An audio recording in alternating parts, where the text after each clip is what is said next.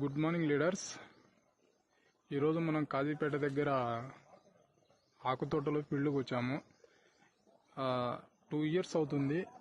ఈ 2 సంవత్సరాల నుంచి మన ప్రోడక్టే వాడుతున్నారు ఈ ఆకు తోటకు. ఆకు యొక్క సైజు చూడండి ఎంత ఇది వచ్చిందో, టోటల్ తోటంతా.